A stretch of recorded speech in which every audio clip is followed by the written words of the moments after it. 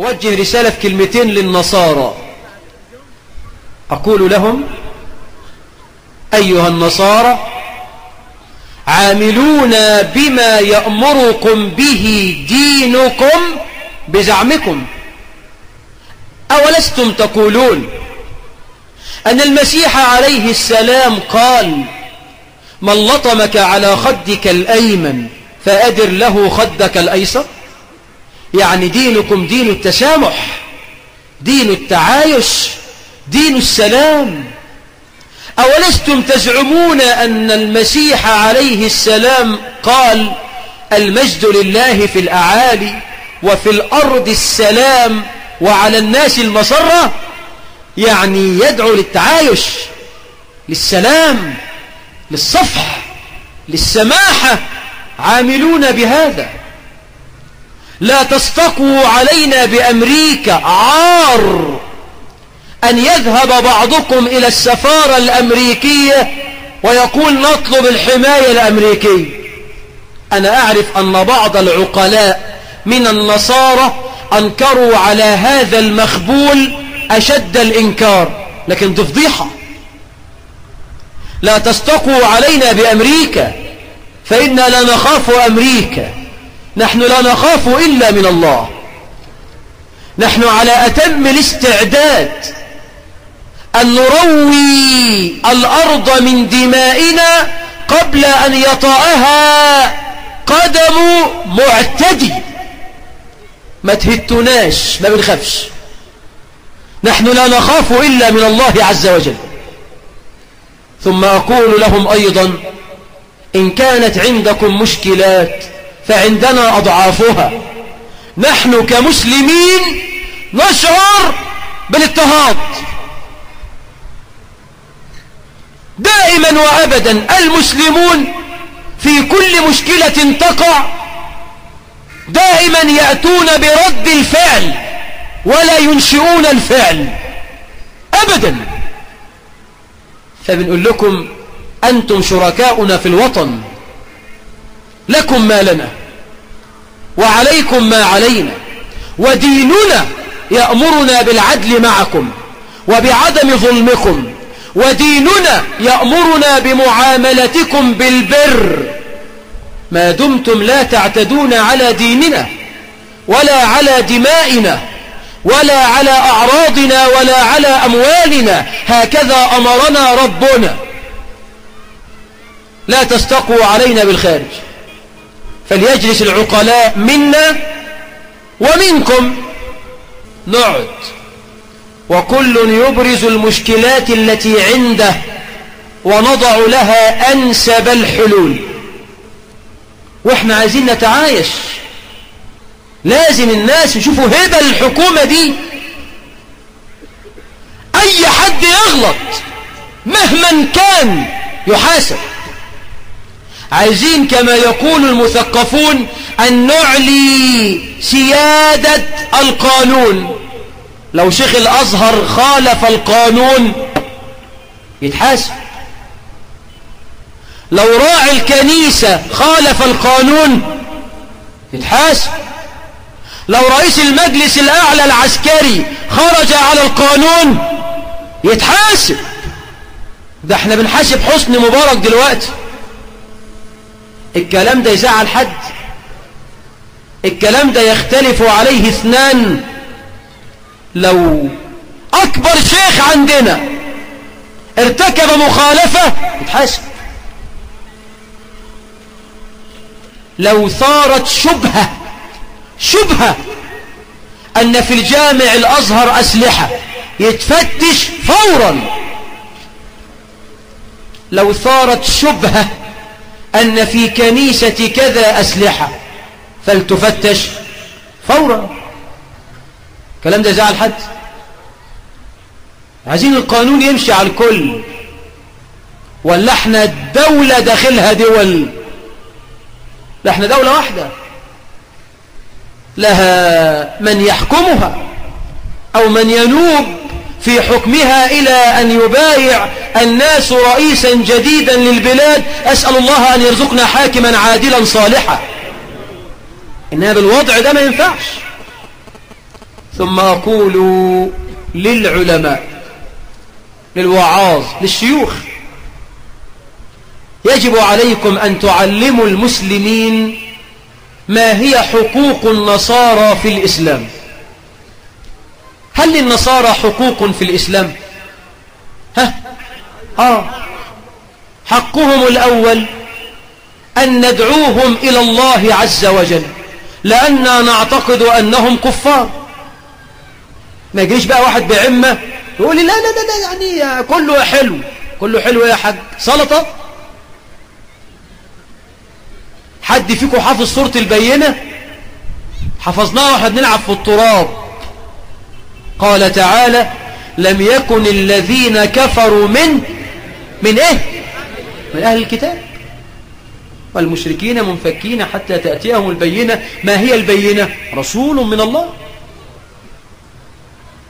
قال ربنا: لقد كفر الذين قالوا إن الله ثالث ثلاثة. أنت بتعتقد إن سيدنا عيسى ربنا؟ بتعتقد إن سيدنا وتاج راسنا عيسى عليه السلام ابن الله؟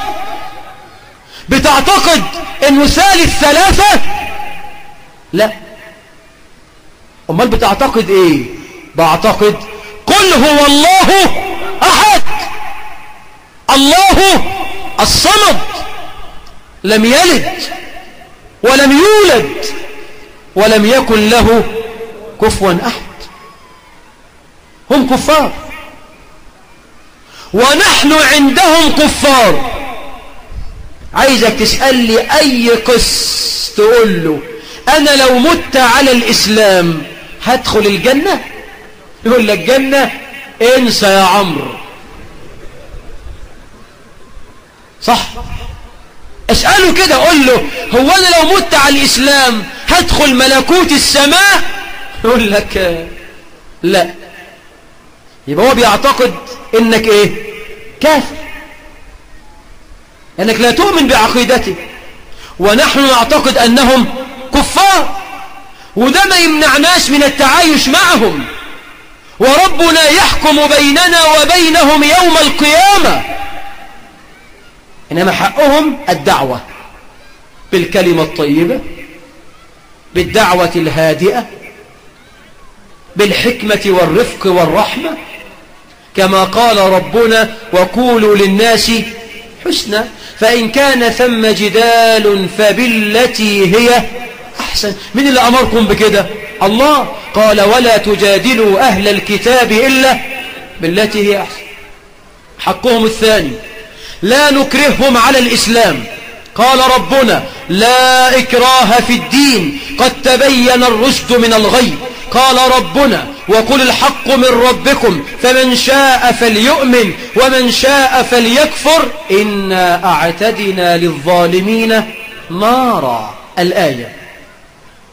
أنا بتكلم بسرعة، كل نقطة فيها كلام كثير. حقهم الثالث علينا أن نعاملهم بالإحسان، بالبر، ما داموا يتعايشون معنا لا يؤذوننا. من اللي أمر بكده؟ الله. قال تعالى: لا ينهاكم الله عن الذين لم يقاتلوكم في الدين ولم يخرجوكم من دياركم أن تبروهم وتقسطوا إليهم إن الله يحب المقسطين. سؤال: لو ليك جار نصراني هل له عليك حق؟ جارك النصراني ليه عليك حق؟ طبعا طبعا. هذا الحق مكفول بالقرآن وبالسنة. قال ربنا في آية الحقوق: واعبدوا الله ولا تشركوا به شيئا وبالوالدين إحسان، إلى أن قال: والجار ذي القربى والجار الإيه؟ الجنب. جل المفسرين يا شيخ عبد الله قالوا الجار الجنب يعني الإيه؟ غير المسلم. جاري النصراني خبط علي بالليل وقال لي: الله يرضى عليك 5 ترغيفة عيش، أحسن ضيف طب علي وما عنديش عيش والفرن قافلة، أديله ولا لا؟ أديله. طب لو عندي عيش وقلت له لا، بعينك أبقى عصيت ربنا ولا قطعته؟ أبقى عصيت ربنا. ليه؟ لأن ربنا أمرني أن أجاوره بإحسان، وليس من الإحسان منع الماعون عن الجار ولو كان كافرا. صح يا شيخ عبد الله؟ نعم. جاري النصراني بيخبط عليا بالليل يقول لي مراتي مريضة وهتموت والمستشفى بعيد وانت عندك عربية، الله يرضى عليك وصلها وانا معاكم. اوصلها؟ طب لو ما وصلتهاش ابقى عصيت النبي محمد، ابقى عاصي. شوفوا ديننا حلو ازاي، شوفوا ديننا يشرف ازاي. سؤال: ينفع ادي هدية لجاري النصراني؟ ينفع؟ ينفع تذبح ذبيحة وتبعت كده 2 كيلو لحمة لجارك النصراني؟ ينفع؟ ينفع وأنت مأجور. ما الدليل؟ روى الترمذي في السنن وصححه أن عبد الله بن عمر رضي الله عنهما كان إذا ذبح في بيته شاة قال قبل أن يأكل منها: أأهديتم منها لجارنا اليهودي؟ هو أنت أعلم من ابن عمر؟ هو أنت فاهم في الولاء والبراء زي ابن عمر؟ اديله. طب لو زميلي في الشغل النصراني اداني هدية أقبلها؟ طبعا. ما الدليل؟ فعل الرسول. هو 60 مارية مين اللي بعتها للنبي؟ عظيم القبط، كانت هدية. بعت له شوية قماش معاها كمان، وبعت له واحدة كمان اتجوزها ابن سيرين أختها ولا، وبعت له بغلة النبي سماها الدلدل، وبعت له شوية عسل نحل. والنبي قبل ولا ما قبلش؟ قبل. يبقى التهادي بيننا وبينهم لا بأس فيه، لكن إن كان جنس الهدية حرام فلا تقبل. أنا كلامي صعب يا أخوانا. يعني إيه؟ يعني قال لي يا عم ده أنا كنت عندكم في الفيوم امبارح والراجل اللي اسمه مسعد ده قال كلام زي العسل، راجل بيفهم. وبعدين قال النبي قبل الهدية، وقال ده النبي وصى على 7 جار. ما قلتش كده يعني، بس النبي وصى على الجيران. وإحنا بقى دابحين حتة خنزير سكر. خد 2 كيلو كده لحمة من الخنزير من بيت اللوح، تقبل؟ قول له لا عايز اللوح ولا عايز ايه بيته. طب لو اللي جاب لك لحم الخنزير مسلم تقبل؟ يبقى القصة في المهدي ولا في الهدية؟ في الهدية. قال لي خد بقى حتة إزازة فيها مشروب هيعجبك قوي. قلت له ايه دي؟ قال لي ويسكي. تقبل؟ لا. انا موظف وهو لي عندي مصلحة وجاب لي هدية، تقبل؟ لا. لا. ليه؟ لانها رشوة. مسلم يهودي نصراني يديها لك ما تاخدهاش، انما يقعد مرتشي يقول لك دي محبة، الناس بتحبني، اعمل ايه؟ انا قاعد على المكتب فاتح الدرج، حط لي ظرف بفتحه لقيت فيه فلوس قضاء وقدر. حب. ونقول بقى إذا أردت أن تنجز فعليك بالوينجز، والجنيه غلب الكرنيه وفلوسك أبوسك. بيقولوا كده المرتشين، مش كده؟ لا تقبل، لا تقبل. سؤال: لو جاري النصراني مات ينفع أعزي فيه؟ أيوة. أقول إيه؟ البقاء لله. سؤال: لو جاري النصراني قال لي السلام عليكم ورحمة الله، أقول له إيه؟ وعليك السلام. الله الله، إزاي يا عم؟ ده النبي قال لليهود وعليكم، لأنهم قالوا له السام. لو قالوا السلام لقال وعليك السلام. مين اللي قال الكلام ده؟ ابن القيم، ابن عثيمين. وحكمهم استلوه من القرآن. الله أمرنا أن نرد التحية بأحسن منه أو بمثله. يقول السلام عليكم ورحمة الله وبركاته، يقول وعليك السلام ونقطة من أول السطر. واضح كده؟ طيب أنا قابلته ولازم هبدأه بالسلام، أقول له إيه؟ السلام على من اتبع الهدى. دي تزعل؟ قول له إيه الكلام ده؟ قول له مش أنت بتعتقد أنك على هدى؟ هو أنت بتعتقد أنك ضلالي؟ يقول لك لا طبعا. قول له طب ده أنا بسلم أهو، والسلام على من اتبع الهدى. بزعادي حيه بتحيته. هم بيحيوا بعض ازاي؟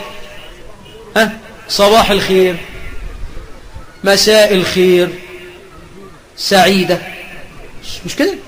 هو انا كده غلطت فيه؟ مش ده السلام بتاعه؟ مساء الخير، صباح الخير، سعيدة، بونجور، جوتينخ، جوتين مورجن بالألماني كده، بونسوار، بونجور، اقعدوا بالعافية، العواف. خلاص. سؤال كمان، ينفع لو نصراني ذبح ذبيحة آكل منها؟ ينفع إذا ذكر اسم الله عليها وذبح طبقا لأحكام الشريعة الإسلامي. واحد بتاع فراخ نصراني، روح تشتري منه فرخة، جاي يذبحها قال بسم الله الله أكبر، وقطع الودجين ووعاء الطعام ووعاء الهواء، حلال تأكل منها يا شيخ عبد الله؟ ينفع؟ ينفع. ده يعمل كده، ده يقرأ لك عليها سورة ياسين لو عايز، هو عايز يبيع، فهو حريص على كده. طب أنا مش عارف أصلا، أنا نفسي دي قضيتك، أنا بتكلم في أحكام. ينفع. هو النبي مش اليهود عزموه عندهم على الأكل؟ اليهود مش عزموا النبي على الأكل؟ كان نوع الأكل إيه؟ ها؟ شاة. مين اللي ذبحها؟ اليهود. هو مش ربنا قال لنا في القرآن وطعام الذين أوتوا الكتاب حل لكم؟ اللي ما عندكش نص يحرمه من طعامهم لك أن تأكله طالما بيذكر اسم الله. طب أنا شفته ذبح وما تكلمش خالص، ساكت، كل سمي وكل. طب حرك شفايفه بس ما سمعتش، ما تسألش، تبقاش متنطع، وكل. طب سمعته وهو بيذبح بيقول باسم الصليب، ينفع تاكل؟ لا. طب مسلم جاي بيذبح خروف المدد يا حسين وذبح، ينفع تاكل؟ بقت فطيس، الحسين بريء منك ومن ذبحتك. إن الحسين اتعلم ولا تأكلوا مما لم يذكر اسم الله عليه. طب واحد جاي بيذبح بقرة قال بركاتك يا بدوي وذبح، خلي البدوي ينفعك، تاكلش. طب ينفع تتجوز واحدة نصرانية على نصرانيتها مش هتسلم؟ ينفع؟ ينفع بشروط. الشرط الأول ألا تكون حربية كما قال ابن عباس، ما تتجوزتش يهودية إسرائيلية تبقى جاسوس وعيالك يطلعوا يقطعوا رقاب أعمامهم في المستقبل. 2 أن تطمع في إسلامها. 3 أن تكون محصنة. ولفظة الإحصان لها معاني كثيرة، لكن معناها في الآية دي العفاف. قال ربنا والمحصنات من الذين أوتوا الكتاب من قبلكم. انت عارف المرأة في أوروبا وفي أمريكا بيبقى ليها أخدان، مش خدن واحد، ولها كذا عشيق، ولها بوي فريند. الإسلام ما يحبش الراجل يبقى طرطور، فخدها محصنة. والمرأة العربية حتى الكافرة عندها من الأخلاق ما ليس عند المرأة الغربية، وإحنا ديننا دين الإنصاف. طب سؤال، ينفع اشتغل عند واحد نصراني؟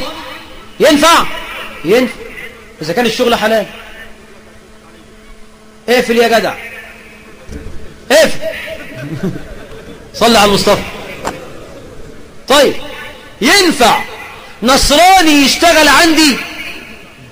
أنا السباكة عندي بايظة، في واد نصراني في المنطقة سباك إيده تتلف في حرير فريرة وواد لهلوبة، جبت صلح لي المجاري، صلح لي الكهرباء، ركب لي الغاز، حرام؟ يجوز؟ ينفع يا شيخ عبد الله؟ ينفع. ما الدليل؟ هو النبي لما هاجر من مكة إلى المدينة، من الهادي الخريت الذي كان يدله على مسالك الصحراء؟ كان اسمه ايه؟ عبد الله بن أريقط. كان دينه ايه ده بقى ان شاء الله؟ كان عابد أصنام.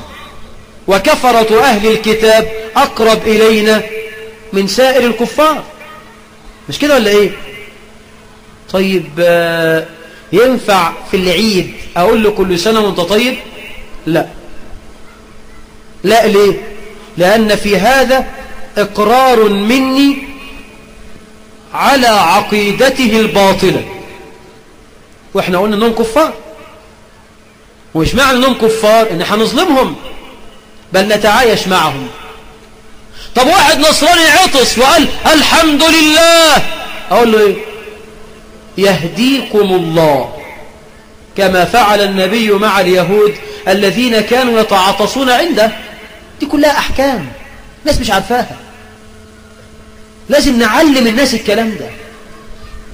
وفارق بين الولاء والمودة وبين المعاملة. ينفع نشتري منهم ونبيع لهم ونستلف منهم. النبي مات ودرعه مرهونة عند مين؟ عند واحد يهودي. النبي استلف منه كف شعير.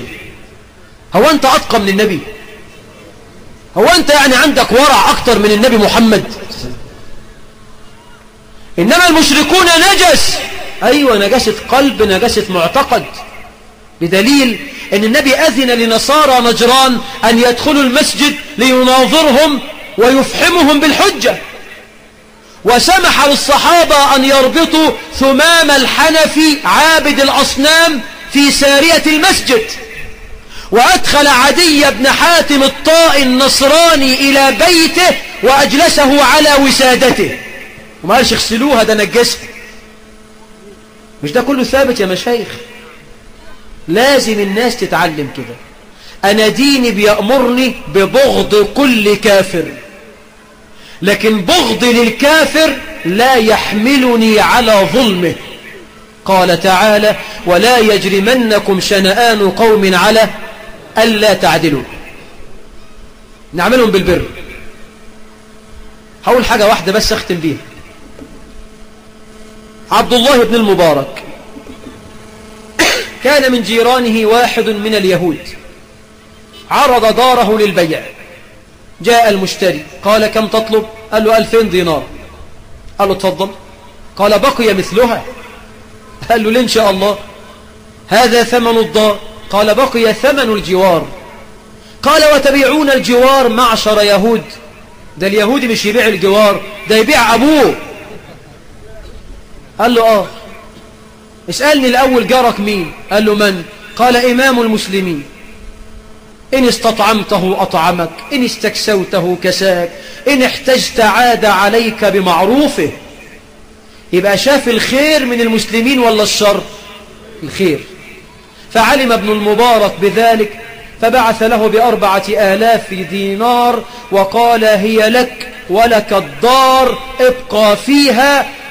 فقال اليهودي أشهد أن لا إله إلا الله وأشهد أن محمد رسول الله. النبي كان عنده خدام يهودي، مش كده يا شيخ عبد الله؟ كان عنده خدام يهودي، ولما مرض ذهب لعيادته ودعاه للإسلام، فنظر الولد إلى والده فقال له أبوه أطع أبا القاسم. قال أشهد أن لا إله إلا الله وأن محمد رسول الله. فخرج النبي فرحا مسرورا يقول الحمد لله الذي استنقذ بي نفسا من النار. اللهم صل على محمد. أي رحمة بالناس.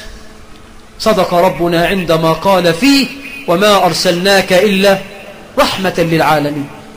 حقهم الأخير العدل. كلكم حافظين بقى ما رويا، وأنا عارف يعني رويا، مما كان بين عمر بن الخطاب وبين محمد بن عمرو بن العاص الذي ضرب قبطيا أصواتا. ابن عمرو بن الريس دخل في سباق واد قبطي نصراني. لأن كلمة قبطي تعني ايه؟ مصري أيا كان دينه، فهو كان نصراني. واد لهلوبة فريرة ركب وسبق ابن الريس، فاغتاظ محمد بن عمرو وقال أتسبقني وأنا ابن الأكرمين، ونزل عليه بالصوت. تسبق ابن الريس؟ تتجنت في عقلك؟ فرض ابن الريس ده لو لعب كورة يجيب اجوان على طول، كانوا بيجيبوه كده، ما فاكرين الكلام ده؟ ابوه بيتفرج وعمال يجيب اجوان على طول ويرقص كل اللعيبه، حد يقرأ ويخش عليه. لازم يبقى الماعي وفصيح وذكي واقتصادي وسياسي وعبقرينه وكل حاجة. تسبقني انت جنيت، وراح مديله كرباجين. الواد القبطي انطلق من مصر إلى المدينة وقطع آلاف الكيلومترات ليشكو لعمر. سؤال: اللي خلاه يتحمل مشقة السفر؟ ثقته في عدالة الإسلام، يقينه في إن حقه هيجيله، مش كده؟ راح اشتكى لعمر. سيدنا عمر بعد الموسم بعت لمحمد بن عمرو وأبوه وقال الواد خد، انت حصل منك كيت يا ابن عمرو. قال له حصل. قال للقبطي خد العصاية وخد حقك بقى. فنزل فيه ضربا فين يوجعك، لحد ما ايديه تعبت من كتر الضرب. قال له شبعت؟ قال له تمام. قال له اضرب عمرو. قال له نعم. قال له اضرب عمرو. قال له ليه؟ قال إن ولده ما ضربك إلا في سلطانه، وانتوا في مصر بتقولوا اللي له ظهر ما يضربش على بطنه. ايه اللي جرأه؟ والقرطبي بيقول وبيعلق على قول امرأة العزيز، قالت ما جزاء من أراد بأهلك سوءا إلا أن يسجن أو عذاب أليم. امرأة العزيز عملت نفسها خصم وحكم. قال القرطبي وهذه عادة المصريين، المرأة عندهم تأخذ منصب زوجها. جبت لنا الكافية يعني عندنا في مصر مرات الوزير ايه؟ وزير. ومرات الدكتور شوفها بقى، تجي لها جارتها عندي مغص، تقول لها اكتب لك كذا كذا زرنيخ. عندي زرنيخ، دكتورة. ومرات الرئيس عندنا رئيسة، تلاقيها ماشية كده سيدة مصر الأولى وجرى 4 وزراء وراها من ودانهم وتؤمر وتنهى. انت مين يا حجة؟ يا حجة يا بركة، احنا انتخبنا جوزك، انت مين؟ بتأمري وتنهي وتحكمي بأمارة ايه؟ وعشان كده انا كان لي حلقة في الرحمة اسمها رسالة الى سيادة الرئيس اللي جاي يعني، قلت له فيها أرجوك مش عايزين نشوف مراتك، مش عايزين سيدة مصر الأولى تاني، خليها في البيت تعمل لك دقية بامية طشة ملوخية وخلاص. صلوا على المصطفى. فضربوا. قال له اضرب عمرو. قال له ليه؟ قال له ابنه ما ضربك، إن ابنه ما ضربك إلا في سلطانه. قال له لا، أنا ضربت اللي ضربني. فأخذ عمر الدرة ووضعها على صلعة عمرو. وكان سيدنا عمرو بن العاص أصلع، وكان سيدنا عمر بن الخطاب هو كمان أصلع، وكان سيدنا عثمان بن عفان هو راخر أصلع، وكان سيدنا علي هو كمان أصلع. بعد اللي سمعتوه ده الصلع يتضايقه؟ أنت تتبسط قوي، تقول بص ماشي ورا سيدنا عمر ما شاء الله، ما خدتش غير دي يعني طيب ماشي. فوضع عمر الدرة على صلعة عمرو وقال كلمة ذاعت وشاعت وبلغت الآفاق، قال متى استعبدتم الناس وقد ولدتهم أمهاتهم أحرارا. بقى الكلمة دي قالها سيدنا عمر عشان ينصف واحد نصراني؟ اي والله. قرأتم في أي تاريخ مثل هذا الذي عندنا؟ أول واحدة كمان وعد. طب صلي على المصطفى.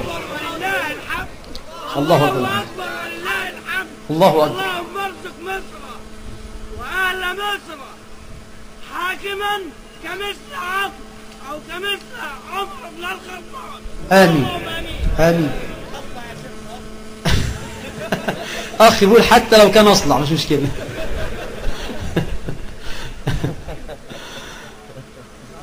ليا واحد صاحبي حلاق بس أخ فاضل أسلم على يديه كثير.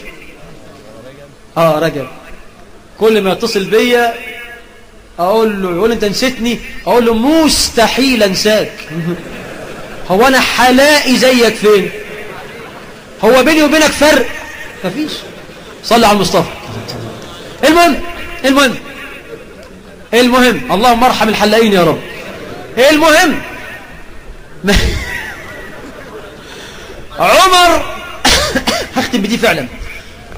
ابن تيمية في زمان ابن تيمية أغار التتار على بلاد الشام. الموقف ده ناس كتير مش عارفاه. ففر الأمراء وقام ابن تيمية شيخ الإسلام فأعد جيشا ميدانيا وحصن البلاد وأقام القلاع. فطلب قازان قائد التتار أن يتكلم مع واحد من المسلمين. راح له ابن تيمية مع مجموعة من طلبة العلم وأخذ يتكلم معه وبينهما الترجمان. فكان من كلام ابن تيمية أن قال لقازان حفيده لاقو، قال له إن جدك وأباك كانا على الكفر وهما أفضل منك. تزعم يا قازان أنك مسلم وجئت بإمام وقاضي ومؤذن، فكيف تستبيح بلاد المسلمين؟ قال ماذا تريد؟ قال ارجع عن بلاد الإسلام. قال أرجع، حاضر. حاجة تاني؟